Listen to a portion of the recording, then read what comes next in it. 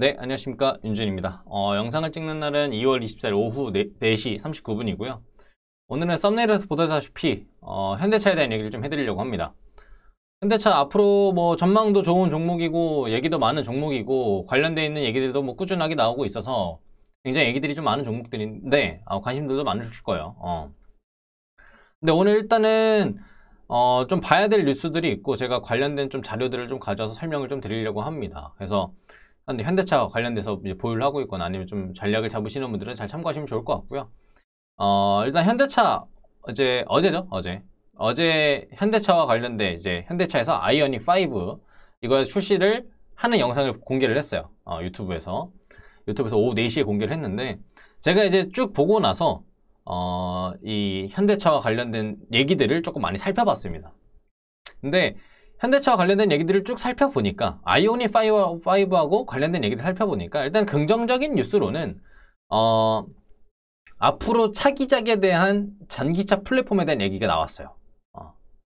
앞으로 차기작으로 지금 전기차 플랫폼을 전용적으로 이용을 할 때, 전기차 플랫폼을 이용을 할 때 아이오닉 5가 거의 최초 모델처럼 이용을 해서 앞으로 진행할 것이다라는 기사들이 있었고요.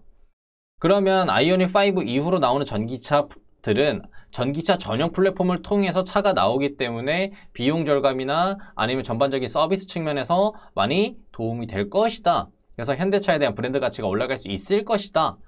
라는 얘기들이 나왔고, 이 전기차 플랫폼에 대한 얘기들은 이미 테슬라 때부터 얘기가 나왔었어요. 테슬라 같은 경우는 전기차 전용 플랫폼을 이용해서 만들기 때문에 제조 과정에서 비용 절감들이나 아니면은 이거에 대한 전반적인 서비스, 그리고 지금 충전소 문제들도 있지만 테슬라 같은 경우는 이 충전소 문제들도 빠르게 해결할 수 있을 것이다 라는 얘기들까지 나오고 있는 상태입니다. 현대차도 똑같아요. 국내 기업이다 보니까 아무래도 전기차 충전소에 대한 플랫폼, 인프라 같은 경우에도 좀 더 빠른 구축을 도와줄 수 있을 것이다 라고 하는 것들이 긍정적이었는데 여기서 이제부터 얘기가 나옵니다. 아이오닉 5가 출시가 됐는데 여기서 앞전에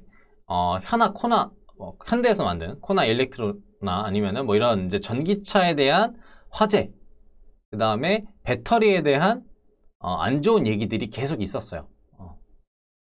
그래서 아이오닉 5가 출시가 됐었을 때 이런 얘기가 있었습니다. 아이오닉 5 나오는 거 좋은데 앞전에 있던 이미 나왔던 출시가 됐던 현대차 너희 차들에서 코나 일렉트로나 아니면은 여러 가지 전기차들에 대한 리콜이든 아니면은 여기에 대한 대처든 뭔가를 해줘야 되는데 왜 이것도 안 해주고 아이오닉 5가 먼저 나오냐? 이미 산 우리는 어떡하냐? 라는 얘기들이 있었어요. 그래서 아이오닉 5도 굉장히 소비자들 입장에서는 소극적으로 봤던 부분들도 좀 있었습니다. 왜? 앞전에 이미 전기차가 나왔는데 이 전기차에 대한 것들은 제대로 된 케어가 안 되고 지금 나오고 있는 전기차가 밀어준다? 이것도 좀 이상하죠. 그래서 저도 이번에 나왔을 때 이번에 나왔던 얘기들을 좀 처리를 해줘야 소비자 입장에서도 그래도 처리를 해줬으니까 그래도 구매할 수 있는 구매 욕구가 생길 텐데 이런 것들을 잘 해소할 수 있을까라는 의문이 있었어요. 근데 오늘 공시가 떴습니다. 자, 이걸 좀 해소시킬 수 있는 공시 자율공시예요. 오늘 뉴스가 나왔던 거였고요. 이슈가 나왔던 거였고, 코나 EV 등 자발적 리콜 관련 품질 비용과 관련된 얘기들입니다. 그래서 뭐 리콜 관련된 비용들 뭐 이런 것들은 제가 또 PPT를 또 가져와서 그걸 보여드리면서 얘기를 할 거고요. 현대에서 지금 가져온 자료입니다. 앞으로도 고객의 안전을 최우선으로 품질 이슈 발생 시 신속한 시장 대응 재발 방지를 위한 선제적 품질 개선으로 적극적으로 보호 정책에 지속적으로 추진하겠다. 고객 신뢰 회복에 최선을 다하겠다라는 얘기들입니다. 그래서 품질 비용과 관련된 얘기는 제가 직접 여기 가서 가져온 거고요. 이제 보여드리도록 하겠습니다. 자, 일단 이렇게 해서 보여드리면 현대 EV 등 리콜 관련 설명회 이렇게 해서 이게 나와 있죠. 오늘 나온 겁니다. 이제 LG 에너지 솔루션의 중국 남경 공장에서 생산된 일부 배터리 셀 제조 불량에 의한 화재 발생 가능성으로 대상 차종 및 구간의 배터리 전량 교환. 그래서 아예 이제 리콜을 시켜가지고 수리를 하겠다, 바꾸겠다라는 얘기고요. 그래서 생산된 코나 EV, 그 다음에 아이오닉 EV, 일렉시티 버스, 그래서 총 82,000대입니다. 관련 비용은 약 1조 원 수준이라고 해요. 굉장히 크죠. 리콜 관련돼서 예상 비용이 1조 원 수준이고 이거를 LG 에너지 솔루션하고 분담해서 최종적인 품질 비용을 산정할 예정이라고 합니다.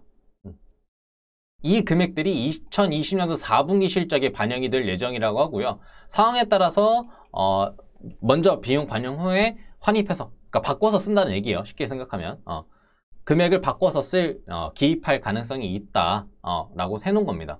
그럼 우리가 여기서 봐야 되는 거, 긍정적인 측면에서는 그래도 대응을 했다라는 거예요. 그러니까 소비자 입장에서 봤었을 때는 그래도 내가 샀던 내 차를 고쳐준다라는 거예요. 다행인 거는. 여기서 리콜마저 안 했으면은 소비자 입장에서 앞으로 나오는 현대차들 과연 살까요? 불날 가능성이 있는 시한폭탄을 내가 타고 있게 되는 건데 저라면 안 살 것 같아요. 불안해서. 어쨌든 차라는 게 제일 안전해야 되잖아요. 근데 화재 가능성 있는 차들을 내가 계속 몰겠다. 그것도 아니고. 그래서 이거에 대한 것들은 단기적인 악재로 작용을 할 수 있다고 생각을 합니다. 매출액이, 영업이익 많이 줄어들 수 있죠. 비용들이 많이 증가가 하니까. 하지만 나중에 됐었을 때 이번을 발편으로 해서 나중에 나오는 차들이 저는 좀 더 좋게 나온다면 저는 이 부분을 긍정적으로 봐요. 그래서 현대차 같은 경우에 중장기적인 메리트는 조금 오히려 좀 생긴 부분들은 있고요. 리콜 안 한다는 것도 웃겨요. 이런 차들이 문제가 발생을 했는데. 근데 이런 것들이 방치되는 기간들이 저는 줄어야 된다고 생각을 합니다. 분명히 저는 이제 전기차 플랫폼이 새롭게 나오고 그 다음에 전기차 플랫폼에서 지금 아이오닉5가 최초 모델이 될 걸로 지금 예상이 되고 있는데 이 부분들에 대한 것들이 많이 증가가 된다라고 하고 앞으로 나오는 차들에 대한 부분들이 이제 쭉쭉 나온다고 하면은 전기차 플랫폼에 대해서 이런 부분들을 케어를 빨리빨리 나가서 오히려 이런 소비자 만족이나 아니면은 소비자들이 원하는 방향성으로 가지 않을까라는 생각들도 좀 있습니다. 물론 지금 현재 이제 400km 정도 주행 가능한 이제 아이오닉5가 나온 건데 실제로 소비자들 입장에서는 300km까지라도 갈 수 있으면 다행이다. 400km까지 과연 갈 수 있을까? 라는 얘기들이 좀 있어요. 테슬라의 완전 최초 모델인 것 같다. 라는 얘기들도 약간 부정적인 시각들도 있기 때문에 현재 저는 이제 종합적으로 얘기를 좀 해드리면 이번에 리콜 관련된 거는 재무적으로 보면은 악재성이고 앞으로 상품성으로 보거나 아니면은 앞으로 기업적인 전망으로 본다라고 하면은 이번에 잘 대응을 한 것 같다. 그래서 다음에 아이오닉5와 그 다음에 나오는 전기차들에 대한 플랫폼에 대한 수요가 더 늘어나야 되는 부분들이 좀 있고 그런 부분들에 대해서 조금 더 밀어줄 수 있는 부분들이 있기 때문에 중장기적으로 보면 저는 긍정적으로 보인다. 단기 악재와 전망적으로 보면 긍정적. 그 다음에 지금 나오고 있는 차들이 아직 전기차 플랫폼을 통해서 나온 게 아니기 때문에 제대로 된 전기차 플랫폼으로 나온다라고 하면은 이러한 부분들에 대한 적극적인 어필이 현대차에서 저는 이루어진다라고 생각해요. 이루어질 것이다. 그리고 이루어져야 된다. 왜냐하면은 현대차 자기네에서 만든 회사를 방치시키지는 않을 테니까요. 그렇죠? 그래서 이런 적극적인 이제 포지션들이 많이 나오게 되면은 저는 긍정적으로 보일 것 같아서 일단은 현대차 이런 이제 재무적인 악재도 있지만 정장기적으로 본다면 전 긍정적인 부분이 있으니까 이런 부분들 잘 보시고 참고해 주시면 될 것 같습니다.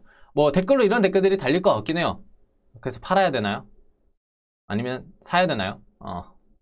지금 시장들도 많이 흔들리고 있으니까 주가가 좀 하락을 해준다면 나중에 전기차 플랫폼과 그거에 대한 수요로 인해서 조금 저는 중장기적인 매집은 가능할 것 같다. 파는 거는 저는 아니라고 생각해요. 꾸준히 모아가는 종목이지 이거를 단순히 1, 2% 먹겠다고 들어가는 종목은 아니니까요. 그렇죠? 그래서 저는 천천히 모아가시면 긍정적인 결과가 나올 것이다. 이렇게 말씀을 드리고 싶습니다. 자, 오늘 영상 여기서 마치도록 하겠고요. 다음엔 더 좋은 종목, 더 좋은 내용, 더 좋은 강의로 찾아뵙도록 할 테니까요. 구독하고 좋아요, 알림 설정 한 번씩 해주시기 바랍니다. 감사합니다.